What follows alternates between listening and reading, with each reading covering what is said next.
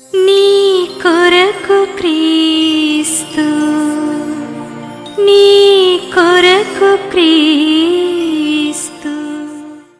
యేసు ప్రభువు దేవుడు కాదు, ఎక్కడ నేను దేవుడిని నన్ను ఆరాధించమని చెప్పలేదు అని చెప్పి నువ్వు అంటావు. ఇది సువార్తల్లో యేసు ప్రభు వాక్యంలో చూపించేటటువంటి విషయం ఏంటంటే, దేవుడు మాత్రమే చేయగలిగినటువంటి కొన్ని ఎక్స్క్లూజివ్ థింగ్స్, దేవుడికి మాత్రమే పరిమితమైనటువంటి కొన్ని పనులు. ఆ పనుల్లో ఒకటి ఏమిటి అంటే పాపాన్ని క్షమించబడడం అనేటువంటిది. గబ్రియల్ దూత నీ పాపాన్ని ఏమి క్షమించలేడు. Is very powerful being, he is a spiritual being. అలాగే మిఖాయేలు దూత ఉన్నాడు. అలాగే చాలామంది భక్తులు ఉంటారు, చాలా శక్తి కలిగినటువంటి భక్తులు, మహిమ కలిగినటువంటి భక్తులు చాలామంది ఉన్నారు. తర్వాత వచ్చి మానవులు ఉంటారు. ఎవ్వరికీ కూడా లేనటువంటి అధికారము, ప్రత్యేకమైనటువంటి అధికారము, ప్రత్యేకమైనటువంటి శక్తి, ప్రత్యేకమైనటువంటి హక్కు దేవుడికి మాత్రమే ఉంది. అది పాపాలను క్షమించేటటువంటి అధికారం. అది యేసు ప్రభు ఆ జనుల మధ్యలో కూర్చొని ఆయన ఎక్సర్సైజ్ చేస్తూ ప్రకటిస్తూ ఉన్నాడు. యువర్ సిన్స్ ఆర్ ఫర్గివెన్ అంటాడు. రుజువేంటి? ఆయన చూపించేటటువంటి రుజువు ఏమిటి అంటే, ఒకటి చెప్పుకుంటా తర్వాత దానికి మిగిలినటువంటి విషయాలు నేను జోడిస్తాను. మొట్టమొదటికి ఇక్కడ ఏంటంటే, ఈ కాంటెక్స్ట్లో, ఈ సందర్భంలో ఏమిటంటే, నీ పరిపెత్తుకుని నువ్వు లేచి నడిచి ఇంటికి పొమ్మంటాడు. అదే కదండి. సో 10 సంవత్సరాల నుంచి పక్షవాయుతో బాధపడినటువంటి వాడు, 4 వ్యక్తులతో మోసుకొని రాబడినటువంటి వాడు, కదలలేనటువంటి స్థితిలో ఉన్నటువంటి వాడు, వాడి మీద ఎవడూ చేతులు వేయకుండా, వాడి మీద చేతులు ఇట్టా ఊపి, ఏదంటే ఏదో పొగ చేసి, లేదంటే ఒక మంత్రం వేసి, ఏదో ఒక తాయెత్తు కట్టి, ఇటువంటివి ఏమీ చేయకుండా కేవలము నోటి మాట పలికినంత మాత్రాన ఎవడు వాడిని పైకి లేపకుండా వాడికై వాడుగా ఆ పక్షవాయు స్థితిలో నుంచి వాడు బయటికి లేచి నడుస్తూ పరుపు కూడా ఎత్తుకొని నడుస్తున్నట్ట. అంత శక్తి వాడి శరీరంలోనికి వచ్చింది. అంటే వాడి అంతరంగంలో, వాడి శరీరం యొక్క అంతరంగంలో, వాడి అవయవాల్లో, వాడి ఎముకల్లో, వాడి నరాల్లో, వాడి కీళ్ళల్లో శక్తి అనేటటువంటిది, దేవుని యొక్క శక్తి అనేటటువంటిది ప్రవహించింది. ప్రవహిస్తేనే వాడు లేచి నడవగలుగుతూ ఉన్నాడు. వాడు ఆ పరుపు ఎత్తుకొని నడవగలుగుతున్నాడు అందరి ముందు, ప్రజలందరి ముందు. ఇదే మాయ కాదండి, ఇదేంటి శ్మశానంలో చేసినటువంటి క్రియ కాదు, చీకట్లో చేసినటువంటి క్రియ కాదు, ప్రజలందరి ముందు బహిరంగంగా జరిగినటువంటి కార్యము, క్రియ. వాడు నడుచుకుంటూ పోతూ ఉన్నాడు. ఇప్పుడు జీసస్ లింక్ చేస్తూ ఉన్నాడు వాటిని. ఏమని చెప్తున్నానంటే, వాడి పాపాలు క్షమించబడి ఉండకపోతే, నేను చెప్పింది అబద్ధమై ఉంటే, వాడికి స్వస్థత అనేటటువంటిది కలిగి ఉండేటటువంటిది కాదు. నా నోటి మాట అబద్ధమైపోయి ఉండేది. యేసుప్రభు ఎస్టాబ్లిష్ చేసేటువంటి రుజువు చూపించేటటువంటిది ఏమిటి అంటే, అయి ఉండేది. వాడికి స్వస్థత కలిగి ఉండేటటువంటి, నేను అబద్ధం చెప్పుంటే, వాడి పాపాలు క్షమించబడి ఉండకపోతే స్వస్థత అనేటటువంటిది కలిగి ఉండేది కాదు. పక్షవాయు నుంచి పైకి లేపి నడిపించడం అనేటటువంటిది కూడా సామాన్యమైనటువంటి విషయం కాదు, అసామాన్యమైనటువంటి విషయం, అసాధారణమైనటువంటి విషయం. అది సూచక క్రియ, అద్భుత క్రియ అని చెప్పి యేసు ప్రభు చెప్తున్నాడు అక్కడ. సో చూసేటటువంటి వాళ్ళకి, అక్కడ ఉండేటటువంటి పరిసయ్యులకి, అక్కడ ఉండేటటువంటి సద్దూకేయులకి, యాజకులకి, లేవీయులకి ఆయన నేర్పించేటటువంటి ఒక సత్యము. అంటే he's trying to teach them through his deeds. కేవలం మాటలతో కాదు, మాటలు మాట్లాడుతూ ఉన్నాడు, వాటితో పాటు క్రియలు కూడా చూపిస్తూ ఉన్నాడు. He's indirectly, he's proclaiming himself God. నేను దేవుణ్ణి అని చెప్పి దేవుడు చేసేటటువంటి క్రియలు మాత్రమే చేసి ఆయన ప్రజలకి దేవుడుగా ప్రత్యక్షపరుచుకుంటూ ఉన్నాడు. సో యేసు ప్రభు ఎక్కడ చెప్పాడు దేవుడని, నన్ను ఆరాధించమని చెప్పి ఎక్కడ చెప్పాడు? ఇప్పుడు వీటిని నువ్వు చదువు. ఏ ప్రవక్త అయినా సరే నువ్వేమంటావు? యేసు ప్రభు కేవలము ప్రవక్త మాత్రమే అంటావు నువ్వు. అదే కదా నువ్వు చెప్పేది, కేవలం ప్రవక్త మాత్రమే అంటావు. మోషేలాగా ఒక ప్రవక్త, యెషయాలాగా ఒక ప్రవక్త, సమూయేల్ లాగా ఒక ప్రవక్త అని చెప్పి అంటావు. ప్రవక్తే, కానీ he is more than a prophet. He is more than a prophet. He is the creator God and he is the God himself. He is very God of God. ఆయన సృష్టిని సృష్టించినటువంటి సృష్టికర్త. ఆయన ఎందుకు వాళ్ళ మధ్యలో అత్యంత సామాన్యంగా కూర్చొని ఉన్నాడంటే కారణం ఏమిటి అంటే, ఆయన వచ్చినటువంటి పని ఏమిటి అంటే, నీ పాపములకి నా పాపములకి ఆయన ప్రాయశ్చిత్తం చేసేదానికి, మనల్ని పాపము నుంచి విడిపించేదానికి ఆయన శరీరాన్ని ధరించినటువంటి దేవుడు. నువ్వు పాత నిబంధన గ్రంథంలో యెహోవా దేవుడు చేసినటువంటి గొప్ప గొప్ప అద్భుత కార్యాలు, ఆశ్చర్య కార్యాలు, ఐగుప్తు దేశం నుంచి ఇశ్రాయేలుని విడిపించుకొని వచ్చినటువంటి విధానం, ఎర్ర సముద్రాన్ని చీల్చడం, ఆకాశం నుంచి మన్నాను కురిపించడము, తర్వాత వచ్చి యోర్దాను నది ప్రవాహము వెనక్కి మళ్ళీపోవడము, ఇవన్నీ కూడా నువ్వు చూస్తావు. అనేకమైనటువంటి సూచక్రియలు, కార్యాలు ఉన్నాయి. ఆ యెహోవా దేవుడే, ఆ పాత నిబంధన గ్రంథంలో కనిపించినటువంటి యెహోవా దేవుడే ఆయన శరీరాన్ని ధరించి ఈ దినమున ఆ ఇశ్రాయేలీల మధ్య కూర్చొని ఆయన పాపాలని క్షమించానని చెప్పి చెప్తున్నాడు. ఆయన పాపాలని క్షమించేదానికి 2 కండిషన్స్ నేను మీకు చెప్పా, అంతకుముందు ఒకటి చెప్పా. ఏంటది? హిస్ మోరల్ పర్ఫెక్షన్, దేవుని యొక్క నైతికతలో ఎటువంటి లోపము ఉండకూడదు. దేవుడు అని చెప్పుకునేటటువంటి వాడు, దేవుడు అని చెప్పి జనుల చేత ఆరాధింపబడుతున్నటువంటి వాడు, వాడు ఎవడైనా కావచ్చు, వాడిలో నైతికమైనటువంటి పరిపూర్ణత అనేటటువంటిది ఉండాలి. మోరల్ పర్ఫెక్షన్ అనేటటువంటిది ఎసెన్షియల్ రిక్వైర్మెంట్ ఆఫ్ గాడ్. నైతిక పరిపూర్ణత లేకుండా చిన్న చిన్న అబద్ధాలు, 1000 అబద్ధాలు చెప్పైనా పెళ్ళిళ్ళు చేసేటటువంటి వాళ్ళు, సందర్భాన్ని బట్టి మాటలు మార్చేటటువంటి వాళ్ళు, వైట్ లైస్ చెప్పేటటువంటి వాళ్ళు, కాంటెక్స్ట్ని బట్టి రకరకాలుగా మాటలు, అట్లా అబద్ధాలు చెప్పేటటువంటి వాళ్ళు దేవుళ్ళు కారు. అట్లా కారు. మోరల్ పర్ఫెక్షన్ అనేటటువంటిది దేవుని యొక్క ఒక ముఖ్యమైనటువంటి లక్షణము. అది యేసు ప్రభువులో ఉంది. ఆ యేసు ప్రభులో ఉంది కాబట్టి ఆయన ఏమంటారంటే, మీలో ఎవడు నాలో పాపం ఉందని చెప్పి స్థాపించగలడని చెప్పి ప్రశ్నిస్తాడు. ఎవడు ఒక్కడు కూడా ఆన్సర్ చెప్పలే. మోరల్ పర్ఫెక్షన్ ఒకటి. రెండోది ఏంటి అంటే సాక్రిఫైస్. ఒక వ్యక్తి పాప క్షమాపణ, సాక్రిఫైస్ అనేటటువంటిది ఖచ్చితంగా ఉండి తీరాల.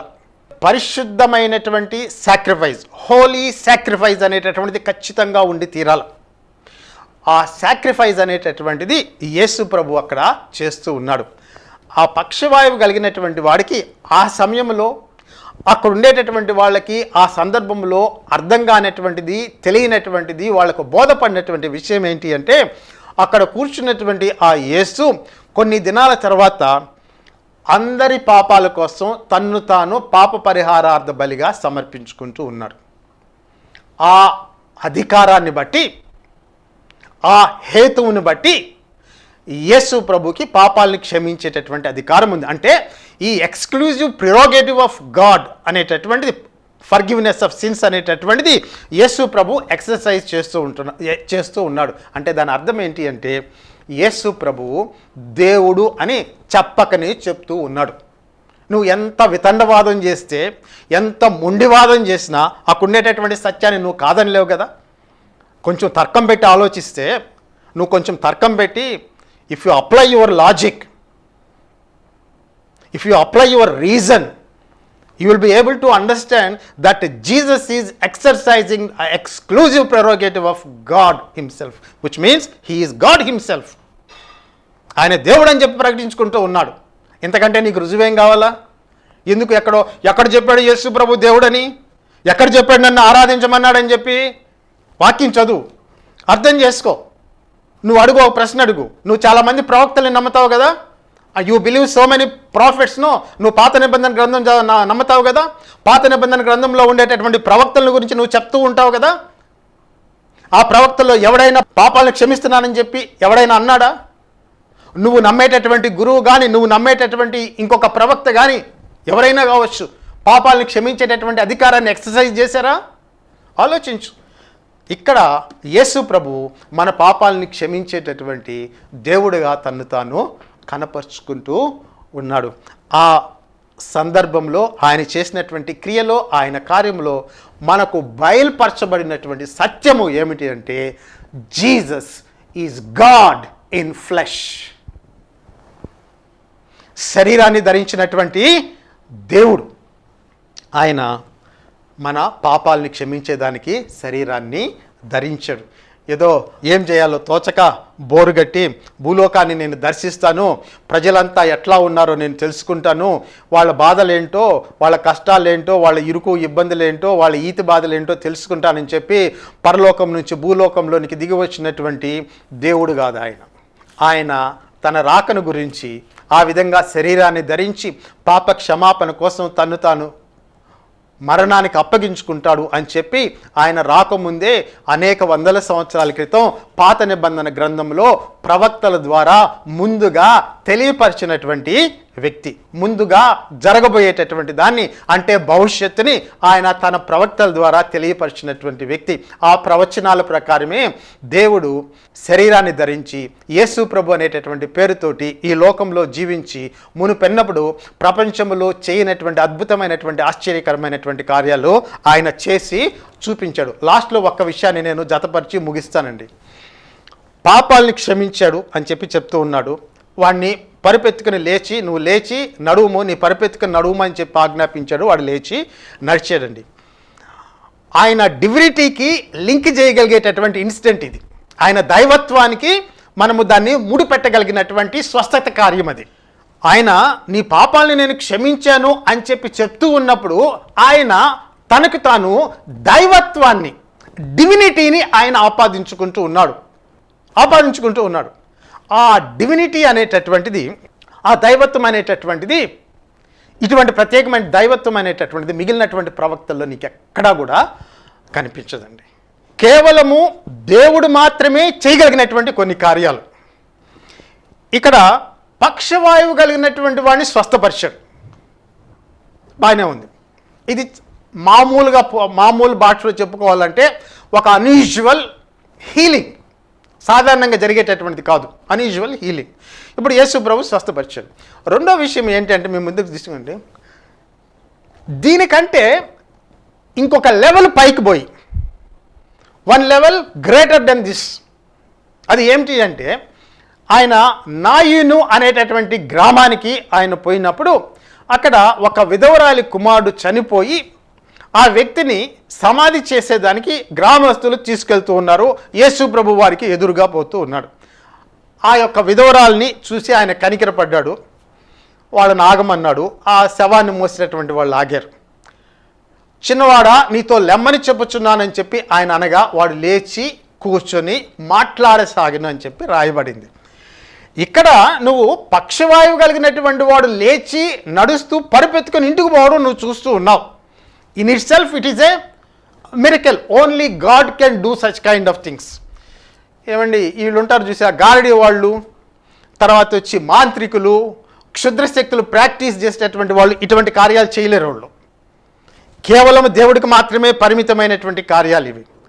ఇప్పుడు దానికంటే ఇంకొక లెవెల్ పైన అది ఏమిటి అంటే చనిపోయినటువంటి వాడిని, చనిపోయిన తర్వాత వాడిని సిద్ధపరిచి అన్నీ సిద్ధం చేసుకుని ఎంత టైం అయిందో మనకు తెలియదు, సమాధి చేసేదానికి తీసుకెళ్తూ ఉన్నారు. ఆ సమాధి చేసేదానికి తీసుకెళ్ళేటప్పుడు యేసు ప్రభు ఎదురుపడ్డాడు. ఆయనకి ఎందుకో ఆ స్త్రీ మీద కనికరం పుట్టిన తర్వాత ఆ శవాన్ని ఎత్తుకునే వాళ్ళ దగ్గరికి వెళ్ళి ఆపి దించిన తర్వాత చిన్నవాడా లెమ్మని చెప్పుచున్నాను అని చెప్పి ఆయన అన్నాడు.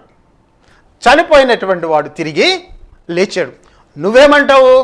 యేసు ప్రభువు ఎక్కడ సువార్తల్లో నేను దేవుణ్ణి నన్ను ఆరాధించమని చెప్పి ఎక్కడ చెప్పాడని చెప్పి నువ్వు అంటావు.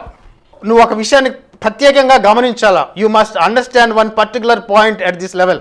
అది ఏమిటి అంటే యేసు ప్రభు వాడిని లేపేదానికి, ఆ చనిపోయినటువంటి వాడిని లేపేదానికి ఆయన చేతులెత్తి మోకరించి ప్రభువా ఈ బిడ్డని బ్రతికించని చెప్పి ఏలియా ప్రార్థన చేసినట్టు చేయలే, ఎలీషా ప్రార్థన చేసినట్లు చేయలే ఆయన ఆ విధంగా చేయలే. That is his own authority. That authority is inherent in Jesus Christ because he is a divine being. He is the deity himself. వేరే వాళ్ళు అయితే ప్రవక్తలు అయితే దేవుని యొక్క సేవకులు, కానీ ఇక్కడ దేవుడే ఎక్కడ ఉన్నాడు అక్కడ. ఇప్పుడు ఆ యేసు ప్రభు దేవుడు కాబట్టి అయ్యా ఈ బిడ్డను బ్రతికించు, ఆమె చాలా దుఃఖంలో ఉందని చెప్పి చేతులు అయితే ఏం ప్రార్థన చేయలే, చేసినా కూడా తప్పు లేదు. Okay, come to that point. అయితే ఈ వ్యక్తితో చెప్పినప్పుడు ఆ వ్యక్తి దిగ్గున లేచి కూర్చున్నాడు. నువ్వేమంటావు? ఎక్కడ యేసు ప్రభువు నేను దేవుణ్ణి నన్ను ఆరాధించమని చెప్పి చెప్పాడని చెప్పి నాకు చూపించమని చెప్పి నువ్వు వాదన చేస్తావు. ఇది చూస్తే నీకు అర్థం కాదా? ఈ కార్యాలు మృతులను సజీవులుగా చేసేటటువంటి దేవుడు, బైబిల్లో కనిపించేటటువంటి దేవుడు. ఆ దేవుడు శరీరాన్ని ధరించి యేసు ప్రభు రూపంలో నీకు కనిపిస్తూ ఉన్నాడు. మృతులను సజీవులుగా చేసేటటువంటి దేవుడు, అది ఒక టైటిల్. అది మృతులను సజీవులుగా చేసేటటువంటి దేవుడు. చనిపోయినటువంటి వాడిని లేవనెత్తేటటువంటి దేవుడు. ఏంజల్స్ లేపలేరు, ప్రవక్తలు లేపలేరు దేవుడి యొక్క అనుమతి లేకుండా, దేవుని యొక్క అధికారం ఇవ్వకుండా. భక్తులు పరిశుద్ధులు లేపలేరు దేవుడు జీవం ఇస్తే తప్ప. ఇది ఒక ప్రత్యేకమైనటువంటి, this is an exclusive right of God, that is a prerogative of God. ఏంటి? మృతులను సజీవులుగా లేపడము అనేటటువంటిది దేవుని యొక్క ప్రత్యేకమైనటువంటి హక్కు, ఆయన యొక్క ప్రత్యేకమైనటువంటి అధికారము, అది ప్రత్యేకమైనటువంటి లక్షణం. అక్కడ మనం ఒక లింక్ చూసాం. పాప క్షమాపణకి పక్షవాయు కలిగినటువంటి వాడు లేసేదానికి లింక్ పెట్టి యేసు ప్రభు therefore I am a divine being అనేటటువంటి, దేర్ ఫోర్ ఐఆమ్ గాడ్ అనేటటువంటి దాన్ని వాళ్ళ ముందు ఉంచుతూ ఉన్నాడు. ఇక్కడ ఈ సందర్భంలో నాయన విధవరాలి కుమారుడి సందర్భంలో ఆయన దాన్ని ఇంకొక లెవెల్కి పైకి తీసుకెళ్తున్నాడు. This is at higher level. మృతులను సజీవులుగా చేస్తున్నాడు. అది కూడా ఎట్లా? మాటతోటి చేస్తూ ఉన్నాడంటే. మీరు ఇదే కోవలో చెందినటువంటి వాటిని మీరు వేరే వాటిని కూడా మీరు కలుపుకోవచ్చు. యాయిరు కుమార్తె చనిపోయింది అని చుట్టుపక్కల ఉండేటటువంటి పబ్లిక్ అంతా కూడా డిసైడ్ చేసేసింది. ఇంట్లో వాళ్ళు చూశారు, లేపు చూశారు, అంతా చేసుకున్నారు. ఇంకా చనిపోయిందని నిర్ధారణ చేసుకున్న తర్వాత ఏడవడం మొదలుపెట్టారు. గొల్లు పెట్టి ఏడుస్తూ ఉన్నారు. ఇంట్లో వాళ్ళు ఏడుస్తున్నారు, బయట వాళ్ళు ఏడుస్తున్నారు, బంధువులు ఏడుస్తున్నారు, స్నేహితులు అంతా గొల్లు పెట్టి ఏడుస్తూ ఉన్నారు. అటువంటి సమయంలో యేసు ప్రభు లోపలికి ప్రవేశించాడు. చిన్నదానా నీతో లెమ్మని చెప్పుచున్నాను అని చెప్పి ఆయన చెప్పినప్పుడు ఆ చిన్న కుమార్తె లేచి కూర్చుంది, నడిచింది, బ్రతికింది. ఇది ఎక్స్క్లూజివ్ ప్రెరోగేటివ్ ఆఫ్ గాడ్. దేవుని యొక్క ప్రత్యేకమైనటువంటి అధికారం ఇది, దేవుని యొక్క ప్రత్యేకమైనటువంటి హక్కు ఇది, అందరికీ ఉండదు ఇది. అది యేసు ప్రభు ఎక్సర్సైజ్ చేస్తూ ఉన్నాడు. ఇవి ఎందుకు నీ ముందుకు తీసుకొని వస్తున్నానంటే, ఎక్కడుందయా సువార్తల్లో యేసు ప్రభు దేవుడని? You show me. ఆయన కేవలం ప్రవక్తే అని చెప్పి ఆయన ప్రవక్తకి మాత్రమే పరిమితం చేసేటటువంటి నువ్వు వీటిని గురించి ధ్యానించు అని చెప్పి నీ ముందుకు నేను తీసుకుని వస్తూ ఉన్నా. ఇది అయిపోయింది. నేను లాజరు గురించి చెప్పడంలే. లాజరుని లేపేటప్పుడు యేసు ప్రభు ఒక చిన్న ప్రార్థన అంటే దేవుడితో మాట్లాడాడు. ఏమని చెప్పి మాట్లాడంటే, ఫాదర్ యు ఆల్వేస్ హియర్ మీ అని చెప్పి ఒక ప్రార్థన చేశాడు. ఇప్పుడు కూడా నువ్వు నన్ను విన్నావు అని చెప్పి, నా కోసం కాదు కానీ ఇక్కడ ఉండేటటువంటి వాళ్ళ కోసం అని చెప్పి ఆయన ప్రార్థన చేస్తాడు. చిన్న ప్రార్థన చేశాడు. దానికి ఒక ప్రార్థన ఉంది. బహుశా నువ్వు దానికి అభ్యంతరం లేవదీయచ్చు, ఇక్కడ ప్రార్థన చేశాడు కదా అని చెప్పి. అయినా కూడా నువ్వు గమనించవలసినటువంటి విషయం ఏమిటి అంటే, కేవలము నోటి మాటతోటి ఆయన లాజర్ని బయటికి తీసుకొని వచ్చాడు. ఓకే, ఇది నీకు అభ్యంతరకరం అయితే దీన్ని అట్ట పక్కన పెట్టేసి నెక్స్ట్ లెవెల్లోకి పోదాం, ఇంకొక లెవెల్లోకి దేనికి పోదామంటే, యేసు ప్రభు చనిపోకముందు ఆయన శిష్యులతో ఒక మాట అన్నాడు. ఏమన్నానంటే, మనిషి కుమారుడు పెద్దల చేతికి, ప్రధాన యాజకుల చేతికి, వాళ్ళ చేతికి అప్పగించబడతాడు. వారు ఆయన్ని కొట్టి, హింసించి, దూషించి, సిలువ వేసి ఆయన్ని చంపేస్తారు. చంపేసిన తర్వాత ఆయన 3వ దినంన తిరిగి లేస్తాడు. నేను తిరిగి లేస్తాను, మనిషి కుమారుడు లేస్తాడని చెప్పి శిష్యులతోటి సువార్తల్లో చెప్పబడినటువంటి మాట ఒకటి ఉంది. ఆ మాట చెప్పిన తర్వాత యేసు ప్రభువు సిలువలో చనిపోయాడు. చాలా జాగ్రత్తగా గమనించాలి.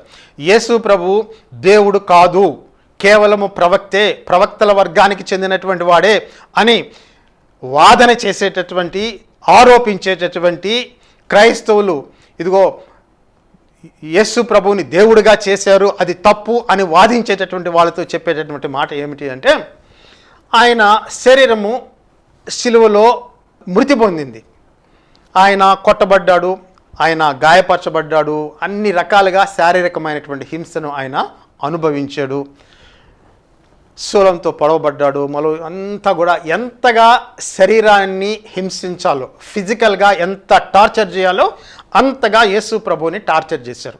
అయిపోయింది. సిలువలో ఆయన చనిపోయాడు. చనిపోయిన తర్వాత అరిమతేకి చెందినటువంటి యేసేపు పిలాతు దగ్గరికి వెళ్ళి ఆయన శరీరాన్ని నాకు ఇమ్మని చెప్పి పిలాతుని అడుగుతాడు. పిలాతుని అడిగిన తర్వాత పిలాతు కొంచెం ఆశ్చర్యపడి, ఇంత తొందరగా చనిపోయాడా అని చెప్పి ఆశ్చర్యం వ్యక్తం చేసి ఒక సైనికాధికారిని పంపిస్తాడు.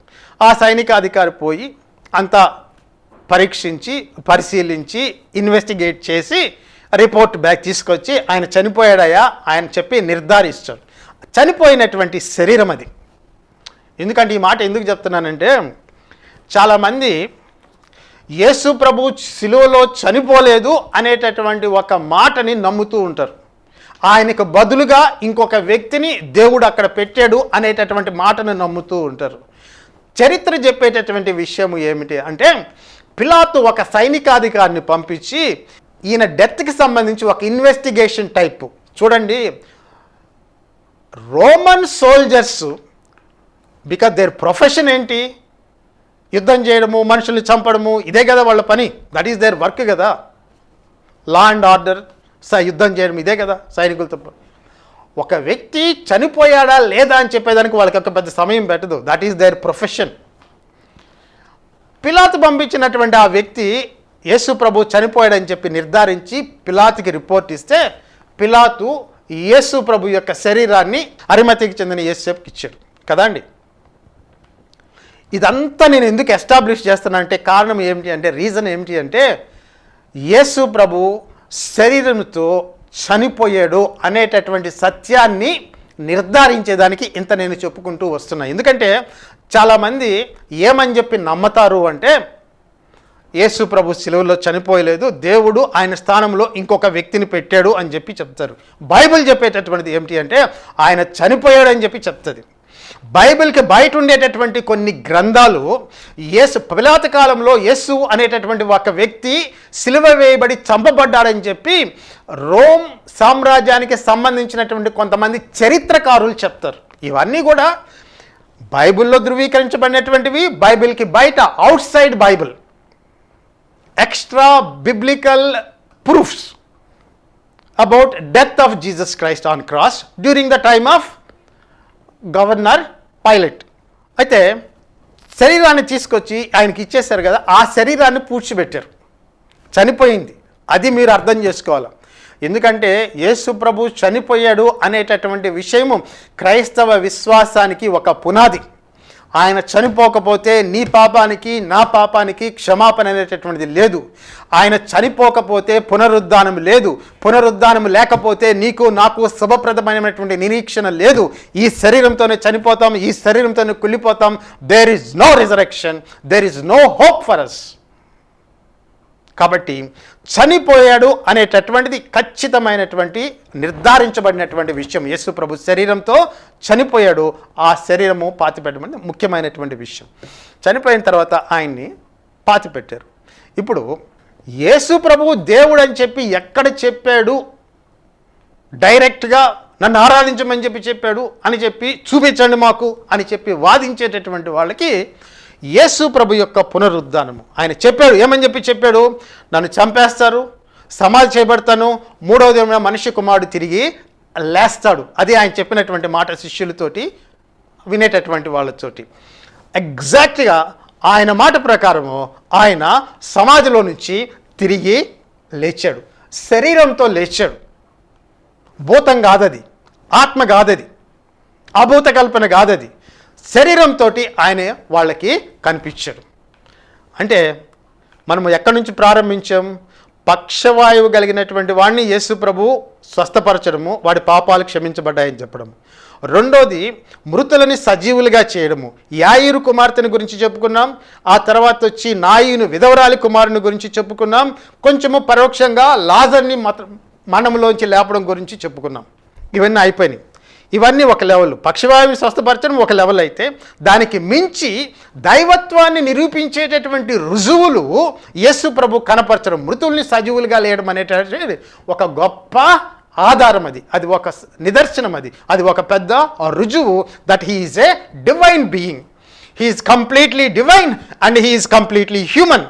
యేసు ప్రభు 100% పాళ్ళు దేవుడు, యేసు ప్రభు 100% పాళ్ళు మానవుడు. ఇది అద్భుతమైనటువంటి విషయం. దాని గురించి మనం ఇప్పుడు మాట్లాడాం. అయితే ఆయన మూడవ దినమున తిరిగి లేచాడు. మూడవ దినమున తిరిగి లేచినప్పుడు శరీరంతో లేపబడ్డాడు. ఏ శరీరంతో అయితే చనిపోయాడో ఆ శరీరము మహిమ శరీరంగా మార్చబడి ఇక మరణము చెందనటువంటి అక్షయమైనటువంటి శరీరాన్ని ధరించుకొని ఆయన లేచి శిష్యులకి కనబడ్డాడు. అది ముఖ్యమైనటువంటి విషయం. ఆ శిష్యులకి కనబడుతూ ఆయన 40 దినాలు వాళ్ళతో గడిచిన తర్వాత ఆయన వాళ్ళ కళ్ళ ముందు ఆకాశంలోనికి ఆరోహణగా ఎక్కిపోయాడు. ఆయన్ని ఎవరైనా ఇద్దరు దేవదూతలు ఆ చెయ్యి ఒకడు పట్టుకొని ఈ చెయ్యి ఒకడు పట్టుకొని పరలోకంలోనికి తీసుకెళ్ళా. ఎందుకంటే కొంతమంది ప్రవక్తల్ని ఎవరో దేవుని యొక్క దూతలు వచ్చి ఇదిగో ఈ ప్రదేశాన్ని నుంచి ఆ ప్రదేశానికి తీసుకెళ్ళినట్లుగా చెప్పబడినట్లు మనం వింటూ ఉంటాం. కానీ యేసు ప్రభు అటువంటి దూతల యొక్క సహాయం కానీ ప్రమేయం కానీ లేకుండా ఆరోహణడ్ అసెన్షన్ అనేటటువంటిది ముఖ్యమైనటువంటిది. ఇవన్నీ కూడా ఎందుకు మనం ఇప్పుడు చెప్పుకుంటూ ఉన్నామంటే యేసు ప్రభు ఎక్కడ దేవుడు అని చెప్పాడు బైబిల్లో, ఎక్కడ ఆరాధించమని చెప్పాడు. ఇవన్నీ చూస్తే నీకేం అర్థమవుతున్నాయి? నీవేం తర్కం పెట్టి ఆలోచించవా? నీకేమీ వివేచన అనేటటువంటిది లేదా? What are these things? Only God can do these kinds of things. These are exclusive prerogatives of God. ఏమంటావు యేసు ప్రభుని? కేవలం ప్రవక్త అంటావా? ప్రవక్తని మించినటువంటి వాడు. He is beyond prophets. He transcends prophets. He is a transcendent being. మానవుడే, అదే సమయంలో పరిపూర్ణమైనటువంటి దేవుడు కూడా. అది బైబిల్ బోధించేటటువంటి సత్యం. కాబట్టి మార్కు సువార్త 2వ అధ్యాయంలో యేసు ప్రభు నీ పాపములు క్షమించబడి ఉన్నవి అని చెప్పి ఆయన ఒక మాట అంటాడు. లూకా సువార్త 7వ అధ్యాయంలో పాపంలో ఉండేటటువంటి స్త్రీ ఆయన దగ్గరకు వచ్చినప్పుడు నీ పాపములు క్షమించబడినవి, సమాధానం కలదానవై పొమ్ము అంటాడు. పాపములు క్షమించడానికి మనిషి కుమారునికి అధికారం కలిగినట్టు. ఇవన్నీ కూడా యేసు ప్రభు యొక్క డివినిటీని, ఆయన యొక్క దైవత్వాన్ని రుజువుపరిచేటటువంటి, బయలుపరిచేటటువంటి కార్యాలు. మాటలతో ఆయన చెప్పు ఉండకపోవచ్చు, క్రియలు ఆయన దేవుడు అని చెప్పి ఘోషిస్తూ ఉన్నాయి. ఆయన చేసినటువంటి క్రియలు, ఆయన సాక్షాత్తు సర్వశక్తి కలిగినటువంటి దేవుడు, మృతుల మీద అధికారం కలిగినటువంటి వాడు. యేసు ప్రభు ఒక పదాన్ని ఉపయోగిస్తాడు ప్రకటన గ్రంథంలో, మృతుల యొక్కయు పాతాళం యొక్కయు తాళపు చెవులు నాకు ఇవ్వబడి ఉన్నవి. ఆ మృతుల యొక్క పాతాళపు యొక్క తాళపు చెవులు ఆయనకి ఇవ్వబడి ఉన్నావు కాబట్టి ఆ దినమున యాయేరు కుమార్తెను ఆయన బయటికి లేపాడు, బ్రతికించాడు. నాయన విధవరాల కుమారుని బ్రతికించాడు. తన్ను తాను ఆయన మృతుల్లో నుంచి సజీవుడిగా లేపుకున్నాడు. ఆయన చెప్పినట్లుగానే 3వ దినమున మృతుల్లో నుంచి సజీవుడిగా లేపాడు. ఇదంతా కూడా నీ ముందు ఎందుకు చెప్తూ ఉన్నా అంటే కారణం ఏంటి అంటే వాస్తవాన్ని గ్రహించాల, నువ్వు ఆలోచించాల. వివేచన అనేటటువంటి దానికి నువ్వు పదును పెట్టాలా, నీ ఆలోచనకు పదులు పెట్టాలా. మొండితనంగా వితండవాదంతో యేసు ప్రభు శిలువలో చనిపోలేదు, యేసు ప్రభు కేవలము ప్రవక్త మాత్రమే, యేసు ప్రభుని క్రైస్తవులు దేవుడిగా మార్చేశారు, ఇది తప్పు అనేటటువంటి వితండవాదము, మొండివాదము నువ్వు వదులుకొని బైబిల్లో ఏం చెప్తుంది అనేటటువంటి విషయాన్ని నువ్వు గ్రహించాల. యేసు ప్రభు దేవుడు. సింపుల్గా చెప్పాలంటే Jesus is God. He's almighty God. ఆయన గురించి పవిత్ర గ్రంథంలో ఇంకా చాలా ఉన్నాయి చెప్పుకోవాలంటే.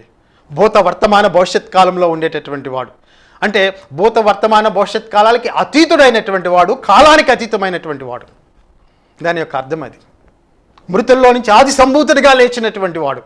ఇవన్నీ కూడా యేసు ప్రభు యొక్క దైవత్వాన్ని, హీజ్ డివినిటీని, ఆయన యొక్క డివినిటీని బయలుపరిచేటటువంటి విషయాలండి. దేవుడు ఈ వాక్యం ద్వారా మిమ్మల్ని విస్తారంగా ఆశీర్వదించి దీవించాలని చెప్పి కోరుకుంటూ ఉన్నాను. దేవుడు మిమ్మల్ని దీవించును గాక. యేసు నామములో ఆమేన్.